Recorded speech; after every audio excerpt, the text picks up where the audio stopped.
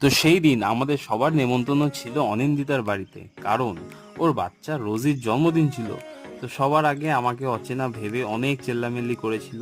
তো তারপর অনেকটা আদর করবার পর আমাকে ওর বন্ধু মনে করলো। আর এইদিকে মনা সিকিম গেছিল, তো সেইখান থেকে আমাদের সবার জন্য গিফট নিয়ে এসেছিল, তো সেইটাই আর কি আমাদের সবাইকে দিল। তো আমরা সবাই গিফট নিয়ে চলে গেলাম সোজা খাবার খেতে। তো শুরু করলাম সবার প্রথমে চিকেন কাবাব দিয়ে, তারপরে পেট ভরে বিরিয়ানি খেয়ে সবাই মিলে লেগে পড়লাম একটু ডেকোরেশনে। আর এই হচ্ছে আমাদের ডেকোরেশনের ফাইনাল লুক। আর ততক্ষণে রোজিও চলে এসেছিল কেক কাটবে বলে। আর অনিন্দিতা ওদের জন্য আলাদা করে বাড়িতে একটা কেক বানিয়েছিল, আর আমাদের জন্য আলাদা করে আর একটা কেক আনিয়েছিল বাইরে থেকে।